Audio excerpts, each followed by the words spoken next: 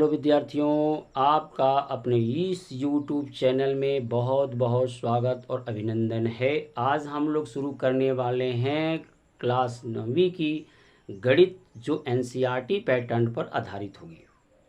बहुत सारे बच्चों के अनुग्रह पर मैं यह सेशन स्टार्ट कर रहा हूं। हम कक्षा 9 की पूरी गणित एक एक वीडियो करके पढ़ेंगे।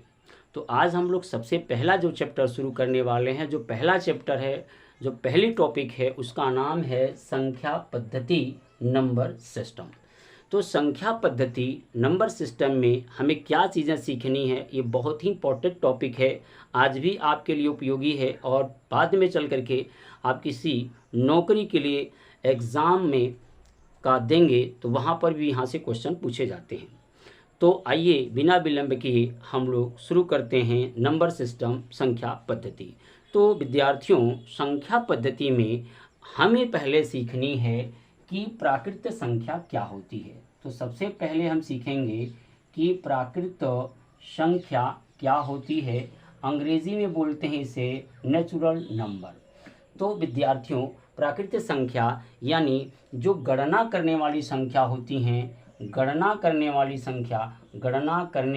वाली जो संख्या होती हैं, उन्हीं संख्याओं को हम प्राकृतिक संख्या कहते हैं। यानी गणना करने वाली संख्याओं को हम क्या कहते हैं? प्राकृतिक संख्या कहते हैं। यदि आपको मान लो चावल किलो से तौलना है तो कहाँ से शुरू करोगे? आप कहोगे, पहला पल्ला उठाओगे तो कहोगे 1, दूसरा किलो तौलोगे तो 2, तीसरा किलो तौलोगे तो 3, चौथा किलो तौलोगे तो 5, इसी तरह से छठा, सातवां, आठवां, नौवां, जितने भी किलो आप तौलोगे वो तौलते जाओगे, उसके नंबर्स बोलते जाते हो।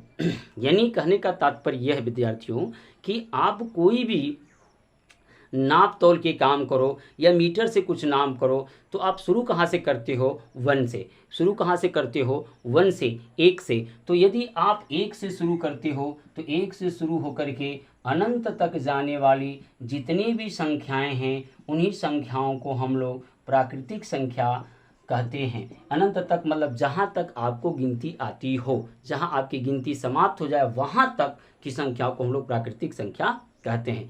यानी 1 से शुरू करके हम अनंत तक जाते हैं। इसीलिए कहा गया कि गणना करने वाली जो संख्या होगी हम उसे क्या कहेंगे? प्राकृतिक संख्या कहेंगे। तो विद्यार्थियों, दूसरी चीज़ हमें क्या समझनी है नंबर सिस्टम में? तो पहला हमने सीखा प्राकृतिक संख्या, दूसरी हमें समझनी है कि पूर्ण संख्या क्या होती है।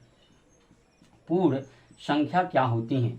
तो पूर्ण संख्या के लिए हमें बस थोड़ी सी मेहनत ये करनी है कि जो हम 1 से चला करते थे, अब यदि हम 0 से चलना शुरू कर दें, जहां हम 1 से चला करते थे अब वहां हम कहां से शुरू कर दें? 0 से चलना शुरू कर दें, तो ये आपकी बन जाएगी पूर्ण संख्या। यानी कह सकते हैं दूसरे शब्दों में, यदि प्राकृतिक संख्या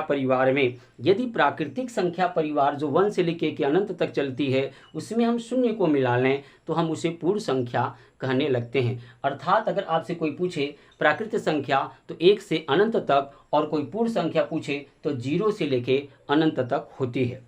अगर ध्यान से आप देखेंगे इन दोनों संख्याओं में, तो जितनी भी प्राकृतिक संख्याएं हैं वह सब पूर्ण संख्याएं हो सकती हैं। यानी जितनी प्राकृतिक संख्या हैं वो सब क्या होती है? प्राकृतिक संख्या है। वो सब के सब पूर्ण संख्याएं हो सकती हैं, लेकिन कभी पूर्ण संख्या प्राकृतिक संख्या नहीं हो सकती, चूंकि इसमें 0 नहीं है।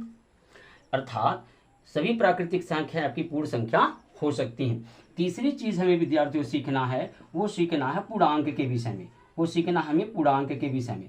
तो पूर्णांक क्या होता है? यानी 0 से बड़ी संख्याएं देखें तो 1 मिलेगी, 2 मिलेगी, 3 मिलेगी, 4 मिलेगी, 5 मिलेगी, 6 मिलेगी, 7 मिलेगी, अनंत तक। यानी यहाँ से करो प्राकृतिक संख्या। और 0 से छोटी की बात करें तो -1, -2, -3, -4, -5, -6, -7, इस तरह से आपको ऋणात्मक संख्याएं मिलेंगी। तो 0 सहित यानी 0 को शामिल करते हुए 0 से बड़ी और 0 से छोटी सभी संख्याओं को हम लोग क्या कहते हैं? पूर्णांक के नाम से जानते हैं। तो विद्यार्थियों, 0 से जो बड़ी संख्याएं होंगी इन्हें हम लोग जानेंगे धन पूर्णांक के नाम से। किस पूर्णांक के नाम से? धन पूर्णांक के नाम से। और 0 से जो छोटी संख्याएं होंगी हम इन्हें जानेंगे ऋण पूर्णांक के नाम से। अब इन्हें पूर्णांक क्यों कहते हैं? चूंकि इनके बीच में आप जरा देखोगे, यानी 0 से 1 के बीच में अब ध्यान से देखना, तो 0.1, 0.2, 0.3, 0.4, 0.5, 0.6, 0.7, 0.8, 0.9 और ये हो गया 1.0। यानी 0 से 1 के बीच में ढेर सारी संख्याएं स्थित हैं, लेकिन ये पूर्ण संख्याएं नहीं है, पूर्णांक संख्याएं नहीं है। तो इसलिए जो पूर्णांक संख्या होती, पूरी की पूरी संख्या हो, आधी ना हो, अधूरी ना हो, तो उन संख्याओं को हम लोग पूर्णांक बोलते हैं। तो जो धन चिन्ह के साथ आएंगी उन्हें हम धन पूर्णांक बोलेंगे, और जो ऋण चिन्ह के साथ आएंगी हम उन्हें ऋण पूर्णांक बोलेंगे। तो हमने आज नंबर संख्या पद्धति में 3 चीजें सीख ली। एक, प्राकृतिक संख्या क्या होती है, पूर्ण संख्या क्या होती है, और पूर्णांक संख्याएं क्या होती है। अब चौथी चीज हमें सीखनी है, वो है परिमेय संख्या। तो परिमेय संख्या क्या होती है, हम उसको भी देखते हैं कि परिमेय संख्याएं क्या होती हैं। तो हमारी जो परिमेय संख्याएं हैं विद्यार्थियों, उनको परिभाषित पहले करते हैं। परिमेय संख्या को हम पहले परिभाषित करते हैं। तो जो अपनी परिमेय संख्या है उसकी परिभाषा कुछ इस तरह से है, तो मैं परिभाषा लिख देता हूं। तो विद्यार्थियों, हम देखते हैं परिमेय संख्या के विषय में, वे सभी संख्याएं जिन्हें हम p/q के रूप में लिख सकते हैं जहां q नॉट इक्वल हो 0 को। मतलब ये हो कि वे सारी संख्याएं जिन्हें हम अंश बटे हर के रूप में व्यक्त कर पाएं, अंश बटे हर के रूप में व्यक्त कर पाएं, लेकिन जो हर है वो कभी 0 के बराबर नहीं होनी चाहिए। उन सभी संख्याओं को हम परिमेय संख्या कह सकते हैं। अभी आपने जो पढ़ा प्राकृत संख्या, अभी आपने पढ़ा प्राकृत संख्या जो 1 से लेकर अनंत तक चलती है। फिर आपने पढ़ा पूर्ण संख्या जो 0 से लेकर अनंत तक चलती है। फिर आपने पढ़ा पूर्णांक संख्या जो 0 से छोटी और 0 से बड़ी सभी संख्याओं का एक परिवार है, उन्हें हम पूर्णांक संख्या कहते हैं। ये सभी की सभी संख्याएं जो प्राकृत संख्या, पूर्ण संख्या और पूर्णांक संख्याएं पढ़े हैं, ये सभी की सभी संख्याएं हमारी परिमेय संख्या के अंतर्गत आती है। आप देख सकते हो कि प्राकृतिक संख्या यदि 1, 2, 3, 4, 5 ऐसे अनंत तक जाए तो सबके बटे हम 1 कर सकते हैं, सबके बटे 1 कर सकते हैं। शर्त ये है कि हम अंश बटे हर के रूप में लिख भी लिए, और जो हर है वो 0 के बराबर भी नहीं है। तो हमने देखा कि जितनी भी प्राकृत संख्या हैं, पूर्ण संख्या हैं, पूर्णांक हैं, वे सारी की सारी संख्याएं हमारी क्या होती हैं, परिमेय संख्याएं कहलाती हैं। इसी हाथ हम एक दूसरी चीज सीखेंगे परिमेय संख्या के साथ साथ। अब हमें सीखना है अपरिमेय संख्याएं क्या होती हैं। ये बहुत ही महत्वपूर्ण टॉपिक है, क्योंकि अपरिमेय संख्या यदि आप पहचानना जान जाएंगे तो परिमेय अपरिमेय में भी भेद कर पाएंगे। तो आइए परिभाषित करते हैं अपरिमेय संख्या को। तो विद्यार्थियों, जो अपरिमेय संख्या को परिभाषा है, जो अपरिमेय संख्या की परिभाषा है वो ये है कि वे सभी संख्याएं जिन्हें हम p/q के रूप में नहीं लिख सकते वह कहलाती हैं अपरिमेय संख्या। तो आइए देखते हैं कि कौन कौन सी संख्याओं को हम लोग अपरिमेय संख्या कहेंगे। तो सबसे पहले हम आपको बता दें कि आप अभाज्य संख्याओं के विषय में जानते हैं या नहीं जानते हैं, लेकिन मैं आपको अभाज्य संख्या के विषय में थोड़ी सी चर्चा कर लेना चाहते हैं।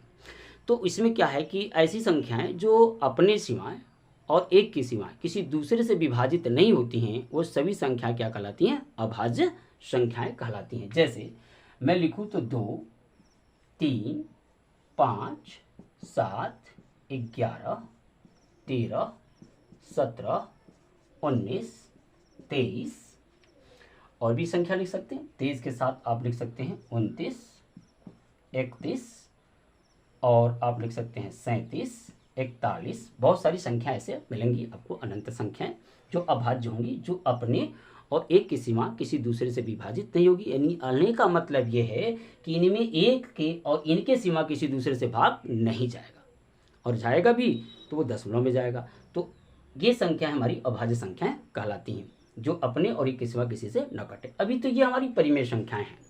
लेकिन यदि बाबू मैं इस पे ऐसे कड़ी लगा दूं ना, ऐसे कड़ी लगा दूं, तो जैसे मैं इस पे ऐसे कड़ी लगाऊंगा तो ये सब बन जाएंगी हमारी अपरिमेय संख्याएं। ये क्या बन जाएंगी, अपरिमेय संख्याएं। ये सब बन जाएंगी अपरिमेय संख्या। यानी कि अभी इसके पहले थी ये परिमेय, लेकिन जैसे मैंने इन्हें कड़ी के अंदर डाल दिया ये सब बन गई अपरिमेय संख्या। हम इन्हें p/q के रूप में व्यक्त नहीं कर पाएंगे, इसकी भी चर्चा हम लोग करेंगे क्यों नहीं कर पाएंगे। दूसरी चीज, अगर इन परिमेय संख्या जो अब दिखाई दे रही हैं, यदि इनका योग ज्ञात करो, योगफल ज्ञात करो, यदि इनका योगफल ज्ञात करो तो जो योगफल मिलेगा, जैसे मान लो आप कड़ी में 2 धन कड़ी में 3 है, तो ये क्या है, यह भी एक अपरिमेय संख्या होगी। इनका अंतर अंतर जैसे कड़ी में 2 माइनस कड़ी में 3 है, यह भी एक अपरिमेय संख्या हो जाएगी। इनके गुणा, यदि इनका आपस में आप गुणा कराते हो, जैसे कड़ी में 2 गुणे कड़ी में 3 आप कराते हो, तो जो रिजल्ट आएगा वो आएगा कड़ी में 6, 2 तिहाई 6, ये भी हमारी एक अपरिमेय संख्या होगी। ऐसे यदि भाग की क्रिया इन पर करवाते हो, जैसे कड़ी में 2 बटे कड़ी में 3 आप करते हो, तो यह भी जो संख्या है वह अपरिमेय संख्या होगी। कहने का मतलब कि इन परिमेय संख्याओं का 2 या 2 से अधिक परिमेय संख्याओं को एक साथ रख के जोड़ें या एक साथ रख के अंतर करें या गुणा करें या भाग की क्रिया कराएं, तो ये सारी की सारी जो संख्याएं मिलेंगी आपको रिजल्ट के रूप में, यह भी हमारी अपरिमेय संख्या ही कहलाती हैं। आप कड़ी 2 और 3 की बात नहीं, किसी भी अपरिमेय संख्या को इसमें से उठा सकते हैं। अब मान लीजिए कड़ी में हम 5 और धन कड़ी में 7 लिख देते भी अपरिमेय संख्या है, या कड़ी में 7 माइनस कड़ी में 5 भी अपरिमेय संख्या है। कड़ी में 7 गुणे कड़ी में 5 कर दिए, गुणनफल ज्ञात किए, तो कड़ी में 35 ये भी एक अपरिमेय संख्या है। और यदि मैं कड़ी में 7 बटा कड़ी में 5 लिखूं, तो यह भी हमारी एक अपरिमेय संख्या ही है। तो पहली चीज हम लोग समझ लिए कि वे सभी संख्याएं जो कड़ी के अंदर अभाज्य संख्याओं की बात कर रहा हूं, वे सभी अभाज्य संख्या जो कड़ी के अंदर बंद हो वो हमारी अपरिमेय होगी, और उन संख्याओं का योग, अंतर, गुणा और भाग भी जो होगा वो भी क्या होगा, एक अपरिमेय संख्या ही होगी। दूसरी चीज अपरिमेय संख्या में आपको क्या याद रखनी है कि ये तो पहली बात हो गई। दूसरी बात कि एक दशमलव प्रसार होता है, जिसे बोलते हैं हम लोग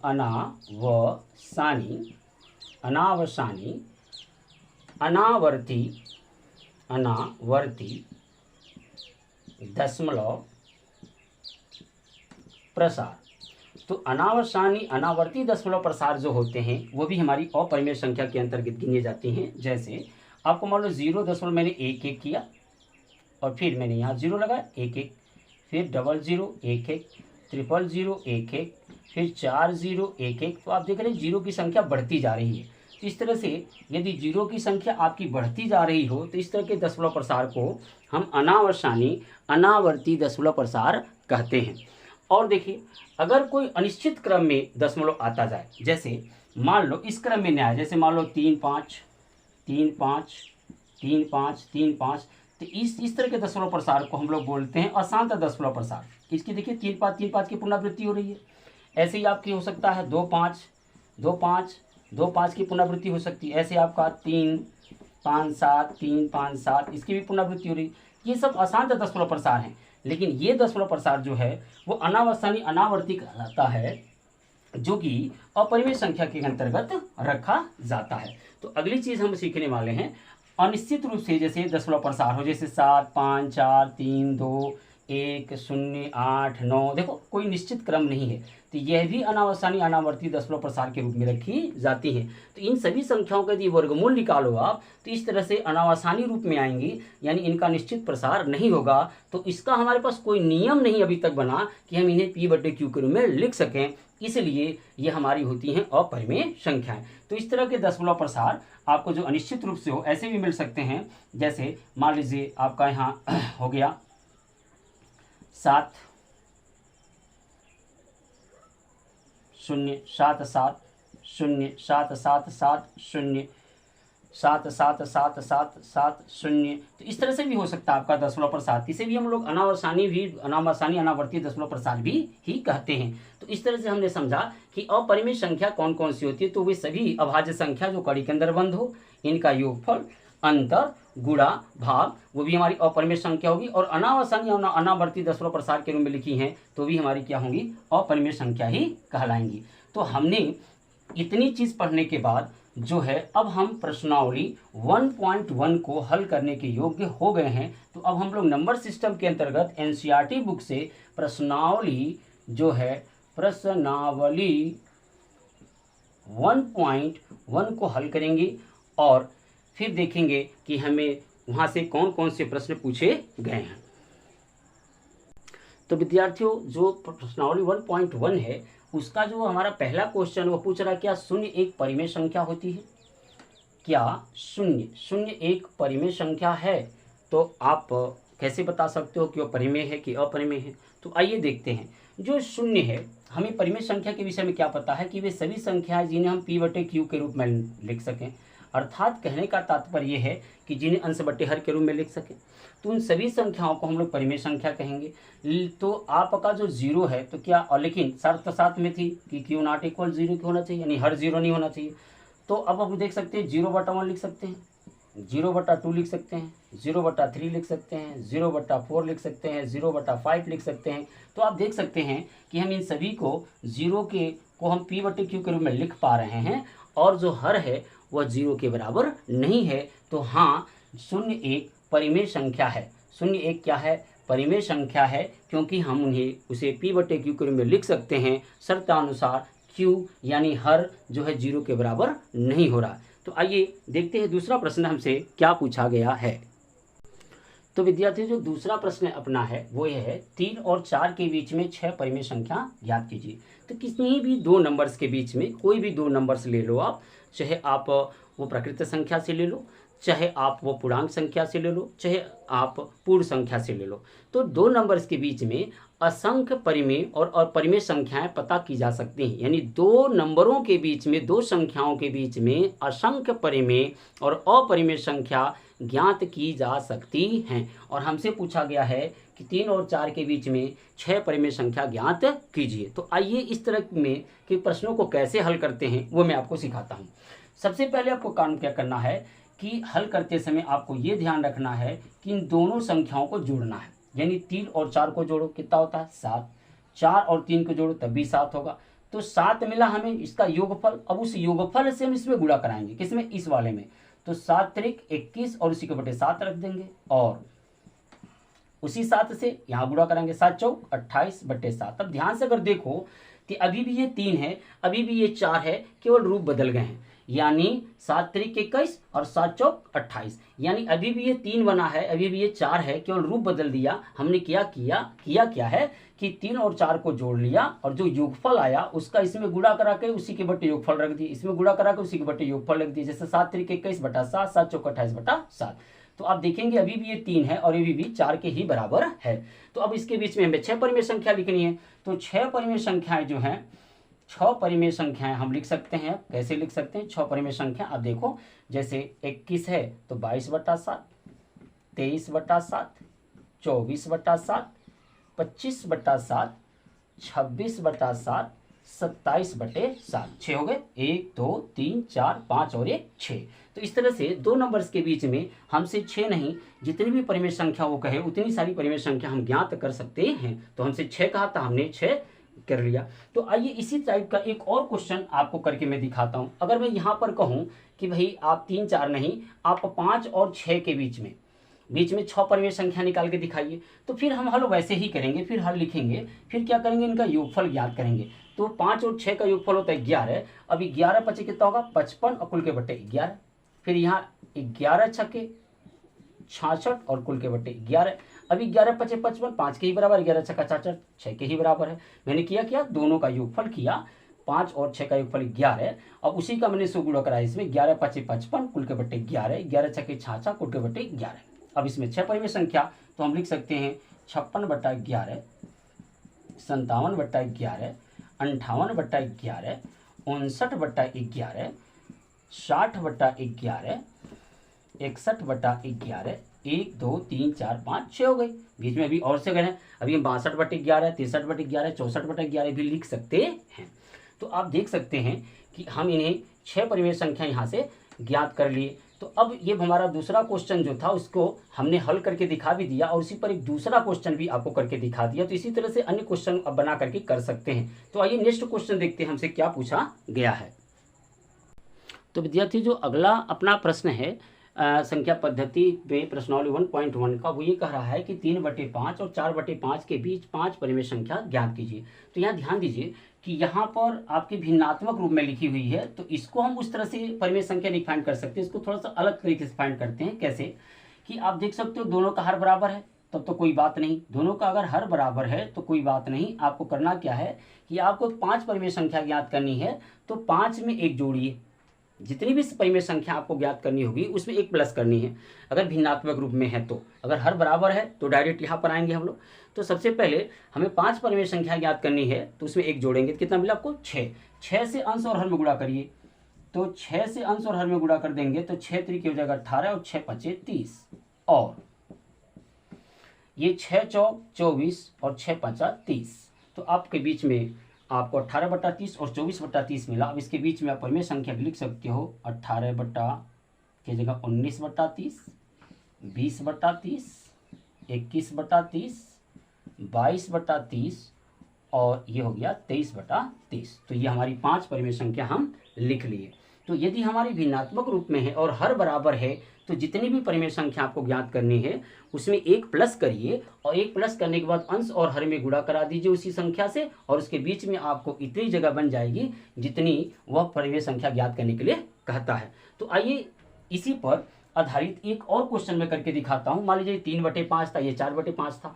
तो अब मान लीजिए हम यहाँ पर दूसरी कोई संख्या ले लेते हैं। जैसे मान लीजिए हमने ले लिया 3/5 और यहाँ लिया 1/2। यहाँ मैंने लिया 3/5 और यहाँ ले लिया मैंने 1/2 के बीच। अब 5वें परिमेय संख्या की बात करें तो यहाँ देखेंगे कि यहाँ पर जो अब हर नहीं बराबर है, अब जो हर है वह बराबर नहीं है। तो जब हर बराबर नहीं है तो बालक सबसे पहले हमें क्या करना होगा, इसके हर को बराबर करना होगा, यानी 5 और 10 का लौसौ लेना होगा। तो 5 और 10 का 5 और 2 का जब लौसौ लेंगे तो लौसौ ऐसी छोटी छोटी संख्या होती है जो 5 और 2 से विभाजित हो जाए। तो लौसौ निकालने का आसान तरीका है, छोटे वाले को पहाड़ा पढ़ो, 2 दूनी 4, क्या 5 से विभाजित हो रही है? जी नहीं। 2 तिहाई 6, क्या 5 से विभाजित हो रही है? जी नहीं। 2 चौक 8, क्या 5 से विभाजित हो रही है? जी नहीं। 2 5 10, क्या 5 से विभाजित हो रही है? यस, 5 दूनी 10 हो सकता है। तो इसलिए 2 और 5 का लौसौ हो गया आपका 10। अब क्या करना है, जो लौसौ मिल गया तो लौसौ को हम क्या करेंगे, यहाँ नीचे रखेंगे ऐसे, और इससे भाग लगाएंगे। 5 दूनी 10 कितनी बार में कटा? 2 बार में। 5 दूनी 10 2 बार में कट रहा है, तो 2 का गुणा अंश में कर देंगे, हो गया 2 तिया 6। और अब यहाँ देखो, यहाँ पर भी लौसौ को नीचे रखेंगे। 2 पंजे 10, तो कितनी बार कट रहा? 5 बार। 5 एक नम 5। तो इतनी प्रक्रिया आपको समझ में आ गई होगी। फिर से एक बार मैं रिवाइज कर देता हूँ कि अगर हर बराबर नहीं है तो सबसे पहले हर का हम लौसौ लेंगे और उस लौसौ को हर बनाएंगे और इस हर से इसमें भाग लगाएंगे। जितनी बार में यह कटेगा उतने का गुणा हम अंश में करके यहाँ रख लेंगे। यह से जितनी बार में कटेगा उतने का गुणा अंश में करके रख लेंगे। अब कितनी परिमेय संख्या आपको फाइंड करनी है? 5। तो 5 में एक जोड़ो 6। अब 6 का अंश और गुण में गुणा करा दो, तो 6 की हो गया 36 और 6 दहियाम 60, और यहाँ हो जाएगा आपका 6 पंजे 30 और यह हो जाएगा आपका और 6 दहिया में 60। तो 36/60 और 30/60 आप उल्टा भी जा सकते हो, कोई दिक्कत नहीं है। अब यहाँ 30/60 और 36/60 के बीच में अब लिख सकते हो, देखो यहाँ पे 31/60, 32/60, 33/60, 34/60 और लिख सकते हो अगली संख्या 35/60। तो इस तरह से आप देख सकते हो कि हमने 2 नंबर्स के बीच में परिमेय संख्याओं को फाइंड करना सीखा और साथ ही में प्रश्नावली 1.1 को हल भी कर लिए। और कुछ क्वेश्चंस और हैं इसमें, तो उसको मैं आपको पढ़ के ही सुना देता हूं। जैसे कह रहा कि नीचे दिए गए कथन सत्य हैं या असत्य हैं, कारण के साथ अपने उत्तर दीजिए। तो पहला दिया, प्रत्येक प्राकृतिक संख्या एक पूर्ण संख्या होती है। तो हाँ, निश्चित रूप से प्रत्येक प्राकृतिक संख्या क्या होती है? एक पूर्ण संख्या होती है, क्योंकि प्राकृतिक संख्या 1 से शुरू होकर अनंत तक जाती है और पूर्ण संख्या 0 से शुरू होकर अनंत तक जाती है। तो सारी की सारी प्राकृतिक संख्या पूर्ण संख्या के अंतर्गत आ जाएंगी। तो इसलिए सभी प्राकृतिक संख्या पूर्ण संख्या हो सकती है, यह कथन सत्य है। दूसरा है, प्रत्येक पूर्णांक एक पूर्ण संख्या होती है। प्रत्येक पूर्णांक, अगर वो कह रहा है कि प्रत्येक पूर्णांक, जितने भी पूर्णांक है, पूर्णांक होते क्या? 0 से बड़ी और 0 से छोटी संख्याओं के सम्मिलित रूप को हम लोग पूर्णांक बोलते हैं। तो प्रत्येक पूर्णांक जो है एक पूर्ण संख्या नहीं हो सकता। क्यों नहीं हो सकता है? कि प्रत्येक पूर्णांक एक पूर्ण से करा कि प्रत्येक पूर्णांक एक पूर्ण संख्या होती है। तो प्रत्येक पूर्णांक एक पूर्ण संख्या नहीं होती, क्योंकि पूर्ण संख्या 0 से लेकर के आपको इस तरह से अनंत तक चलता है, जबकि आपके पूर्णांक 0 से बड़ी और साथ में 0 से छोटी संख्याएं भी होती हैं। तो आप कह सकते हैं कि ये हमारी ऋणात्मक संख्याएं जो है पूर्ण संख्या में शामिल नहीं होती हैं, इसलिए सभी पूर्णांक जो है पूर्ण संख्या नहीं हो सकती। ये असत्य कथन है। प्रत्येक परिमेय संख्या एक पूर्ण संख्या होती है। अगला क्वेश्चन है कि प्रत्येक मतलब प्रत्येक जो परिमेय संख्या है वो पूर्ण संख्या होती जी नहीं, पूर्ण संख्या नहीं हो सकती। कारण क्या है कि हमारी जो पूर्ण संख्या है वो 0 से लेकर अनंत तक चलती है बाबू, और इसके बीच में 0 और 1 के बीच में आप देखोगे तो आपका 1/2 भी आएगा, जो कि ये पूर्ण नहीं है, जो क्या है ये आपका पूर्ण नहीं है। तो इस तरह से हम कह सकते हैं कि जितनी भी आपकी जो प्रत्येक परिमेय संख्या एक पूर्ण संख्या नहीं हो सकती। पूर्ण संख्या क्यों नहीं हो सकती? क्योंकि 1/2 पूर्ण नहीं है। आप चाहते हो तो 3/5 भी इसी के अंदर है, 2/5 भी इसी के अंदर है, 1/7 भी इसी के 1 और 2 के बीच में है। इसलिए हम कह सकते हैं कि प्रत्येक जो है आपकी पूर्ण संख्या, प्रत्येक जो है आपकी परिमेय संख्या वो पूर्ण संख्या नहीं हो सकती। तो इस तरह से हमने नंबर सिस्टम संख्या पद्धति की प्रश्नावली 1.1 को हल कर लिए और इससे संबंधित कॉन्सेप्ट को भी हमने समझ लिया। तो नेक्स्ट वीडियो में अगला कॉन्सेप्ट नंबर सिस्टम का हम लोग समझेंगे और नेक्स्ट प्रश्नावली को करेंगे। तब तक के लिए हम आपसे इजाज़त लेते हैं। यदि अब वीडियो आपके लिए उपयोगी है और आपको लाभ पहुंचा रही है तो निश्चित तरह से मेरे उत्साहवर्धन हेतु मेरा चैनल सब्सक्राइब करें, अपने मित्रों में शेयर करें ताकि वो भी लाभ उठा सकें, और लाइक का बटन दबाना न भूलें। और कोई दिक्कत हो तो हमें कमेंट बॉक्स में कमेंट करके बता सकते हैं, मैं आपकी समस्या का निराकरण जरूर करूंगा। तब तक के लिए मैं आपसे विदा लेता हूं, फिर मिलते हैं नेक्स्ट वीडियो में।